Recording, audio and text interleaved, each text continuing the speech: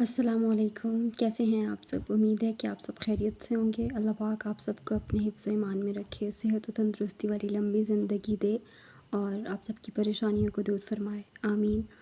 پورے گاؤں میں خاموشی کا سماں تھا۔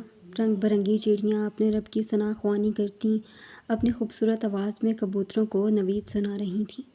یہ منظر خان حویلی کا تھا۔ سارے نوکر چاکر اٹھ کر اپنے اپنے کام پر لگ چکے تھے۔ اس حویلی پر تراب خان کا راج تھا، لیکن حویلی کے سارے کام شناور خان سنبھالتا تھا۔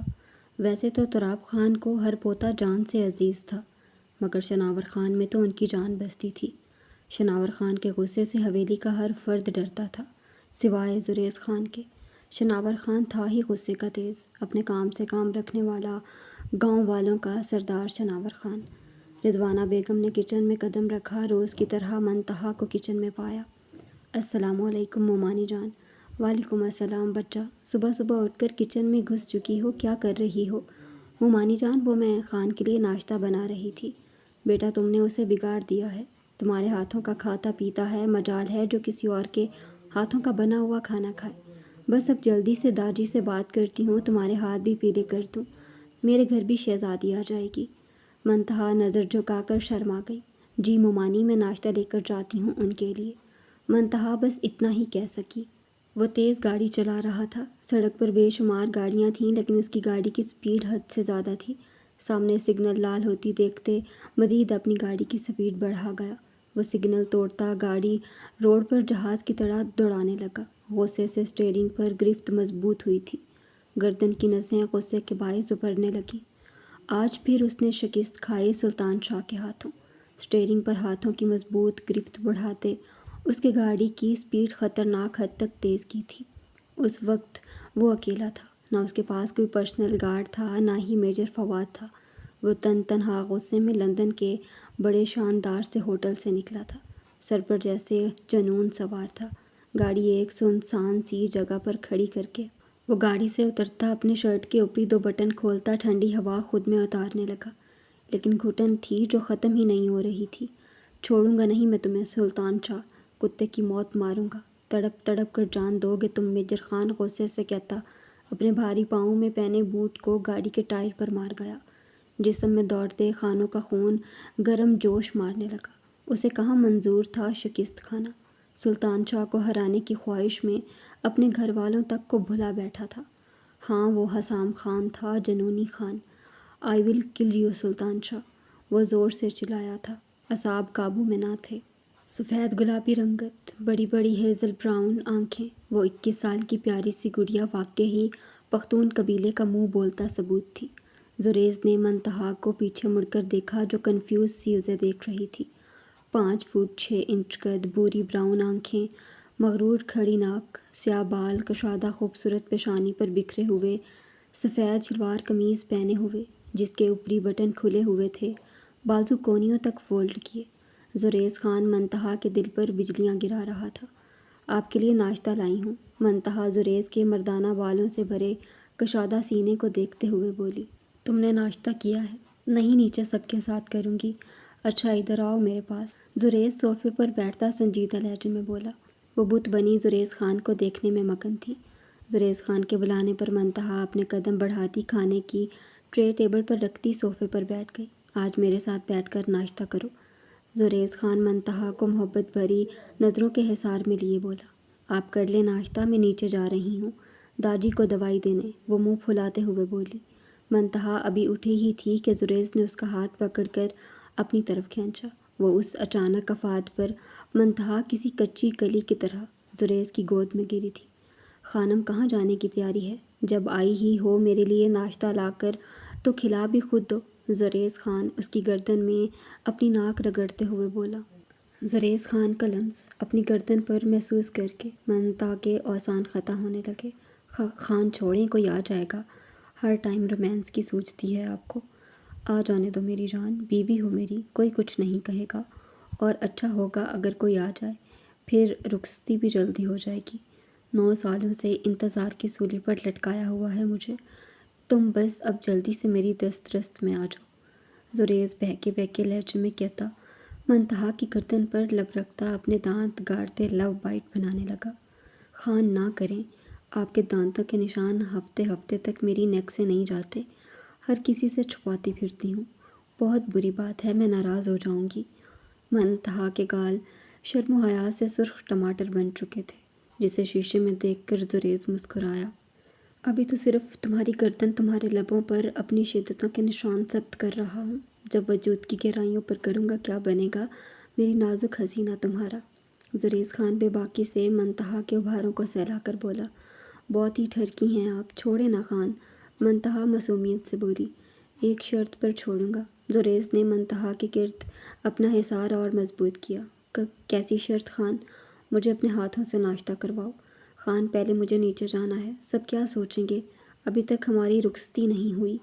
مجھے فرق نہیں پڑتا میری جان، کوئی کچھ بھی سوچے، بیوی ہو میری، ناشتہ کراؤ گی مجھے تو ہی چھوڑوں گا، اور رخصتی کی فکر نہیں کرو، بہت جلد ہو جائے گی۔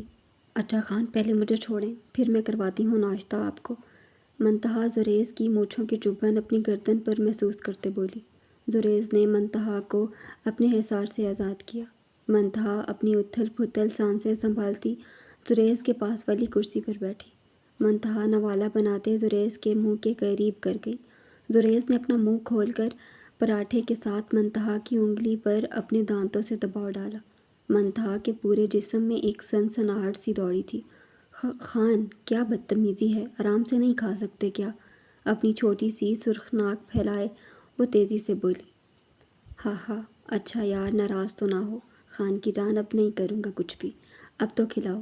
اچھا آپ پہلے آنکھیں بند کریں پھر کھلاؤں گی۔ زریز خان نے جلدی سے اپنی آنکھیں بند کر لیں۔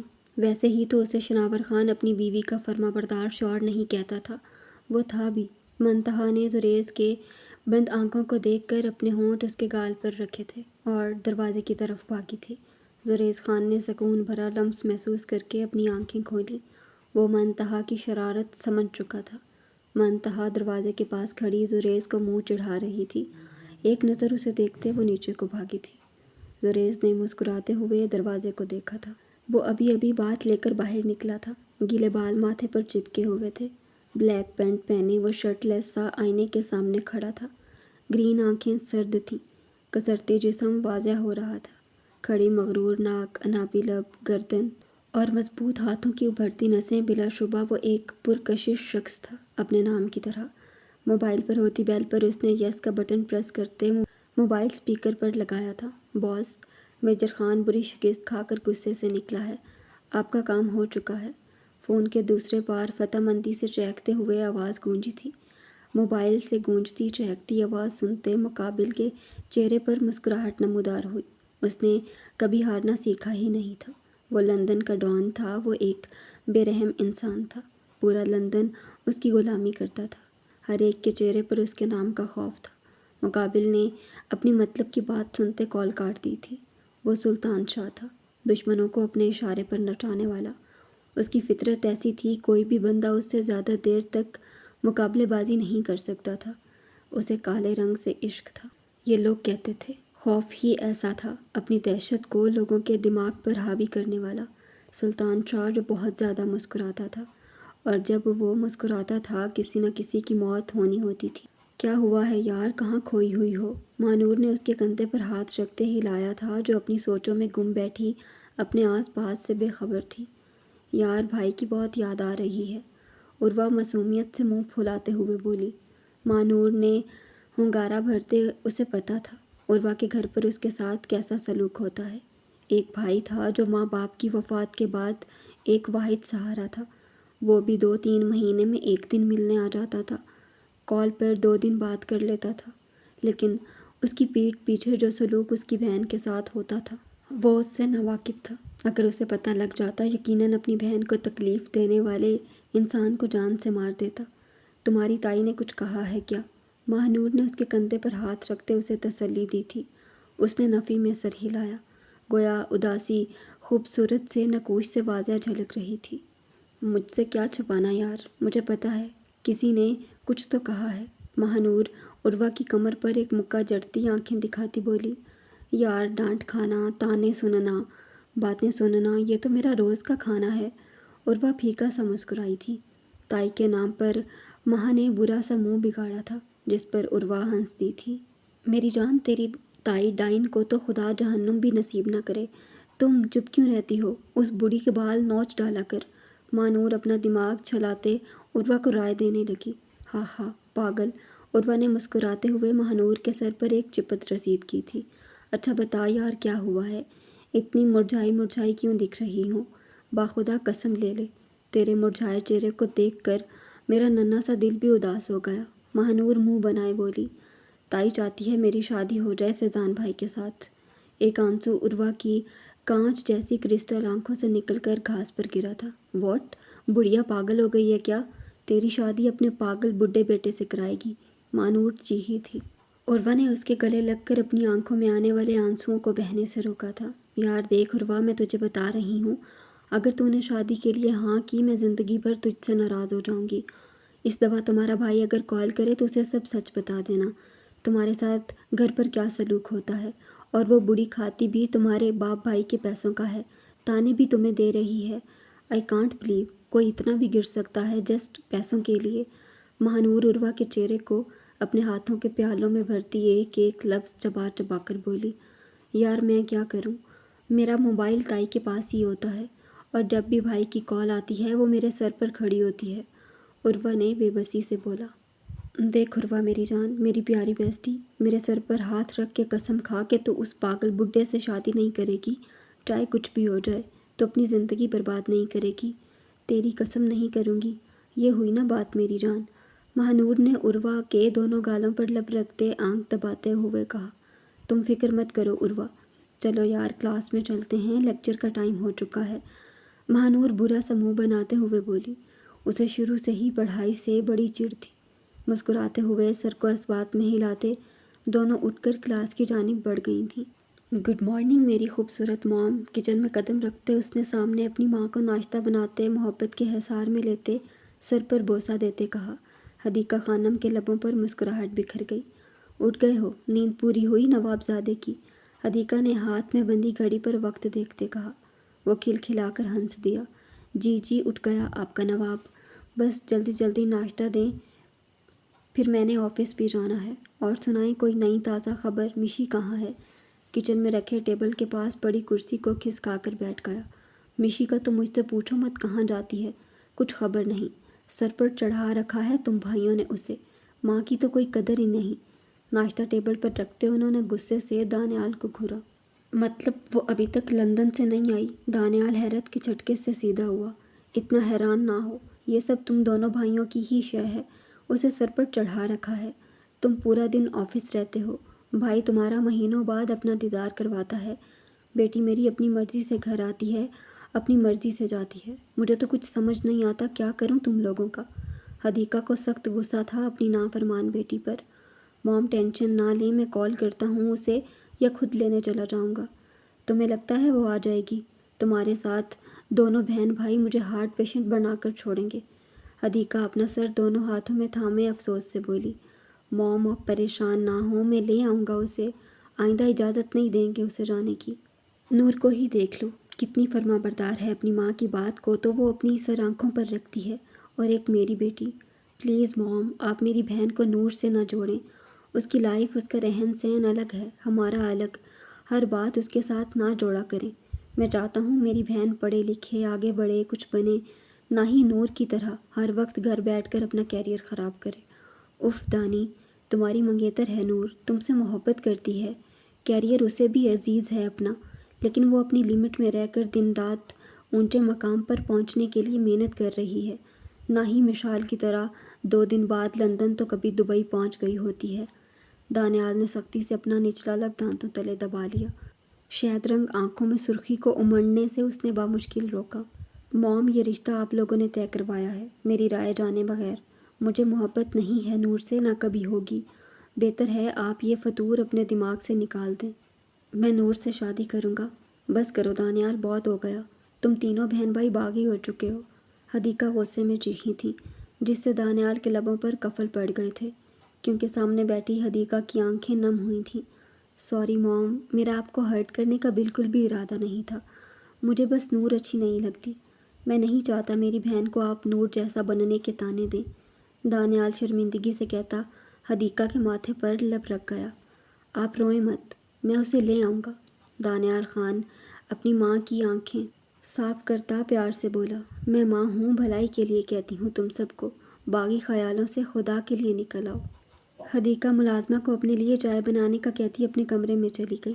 دانیال اپنی ماں کی پشت دیکھتا اپنی ہلکی بیئرڈ پر اپنا مضبوط ہاتھ پھیرتا ہنگارہ بھر کر رہ گیا۔ لالا، میں ڈرتی ہوں اس وقت سے جب مجھے اس کی جدائی میں قرار آ جائے گا۔ تم بھول جاؤ گی گڑیا اسے، اپنے دماغ پر اتنا سوار مت کرو، چھوڑ کر جانے والے واپس نہیں آیا کرتے۔ ایان خان اس کے آنسو صاف کرتے گویا ہوا، لالا کیا مطلب؟ مطلب یہ کہ محبت اور صبر دونوں ایک دوسرے کی ضد ہیں۔ جو لوگ محبت کرتے ہیں وہ لوگ کبھی بھی جدائی میں صبر نہیں کر سکتے، قرار نہیں آ سکتا ان کو، یہ سوچ کر کہ میرا محبوب مصروف ہوگا، مجبور ہوگا، مجھ سے بات نہیں کر سکتا، مجھ سے رابطہ نہیں کر سکتا، لیکن وہ تو کہتا تھا میں تم سے محبت کرتا ہوں، تم سے بات کیے بغیر میرا دن نہیں گزرتا۔ محبت کرنے والوں کو محبوب ہر وقت چاہیے ہوتا ہے، کسی مجبوری، کسی مصروفیت کو نہیں مانتی یہ محبت، اور جس دن محبت میں صبر آ جائے سمجھو محبت میں کمی آنے لگی ہے، محبت بس ایک عادت رہ گئی ہے، محبت میں جنون ختم تو محبت ختم۔ 25 سالہ نوجوان لڑکے کا جواب سنتے اس 20 سالہ خوبصورت لڑکی کی ہیزل آنکھیں نم سی ہو گئیں۔ ختیجہ نے ہلکے سے اس بات میں سر ہلایا، پھر کہکا لگا اٹھی، جس میں درد صاف واضح تھا، جس دن میں نے خاموشی اختیار کر لی وہ میرے دل سے اتر جائے گا۔ اپنے بھائی کے سینے سے لگتی وہ پھوٹ پھوٹ کے رو دی تھی۔ لالا کی جان، اگر کوئی محبت کرے اس کی قدر کرنا سیکھو، ورنہ جس کے لیے ٹھکراؤ گے اگر وہ مخلص نہ نکلا تو بہت پچھتاوا ہوگا اپنے قیمتی رشتوں کو کھونے کا۔ ہم سب تمہارے ساتھ مخلص ہیں گڑیا، ہماری قدر کرو، ہمارے لیے خود کو ٹھیک کرو۔ زندگی کبھی موقع نہیں دیتی مخلص لوگوں سے بار بار ملوانے کا۔ وہ 25 سال کا نوجوان مرد اپنی گڑیا کو ایسے سمجھا رہا تھا جیسے ایک باپ اپنی بیٹی کو سمجھاتا ہے۔ لالا، میری محبت تو سچی تھی، سب کہتے ہیں اگر محبت سچی ہو وہ مل ہی جاتی ہے، پھر مجھے کیوں نہیں ملی؟ گڑیا، نامحرم کی محبت صرف زندگیاں تباہ کر سکتی ہے، وہ کبھی بھی خوشی تمہارے دل میں پیدا نہیں کر سکتی۔ جسے تم پسند ہو، جسے تم پسند کرتی ہو، اس خوبصورت رشتے کو پاک رشتوں میں بدلنے کا صرف ایک ہی نام ہے، وہ ہے نکاح۔ اور جو مرد تم سے بات کر کے نکاح کرنے کا کہے محبت اسے کہتے ہیں، لیکن لالا وہ تو کہتا تھا اسے مجھ سے محبت ہے۔ ایک بار پھر وہ 1 سال پرانی اس شخص کی بات یاد کرتے بولے، کہنے سے کیا ہوتا ہے گڑیا، نبھانے والے بہت کم ہوتے ہیں، ہر کوئی اعلیٰ ظرف نہیں ہوتا، یہ کوئی ناول نہیں ہے، یہ حقیقی دنیا ہے، یہاں پر دل توڑے جاتے ہیں، جہاں پر کوئی شہزادے نہیں آتے، نہ ہی حفاظت کرنے والا جہاں سکندر آتا ہے، نہ ہی محبت کرنے والا یارم کاظمی آتا ہے۔ ایان خان نے اپنی گڑیا کو حقیقی دنیا سے آگاہ کرنا چاہا تھا۔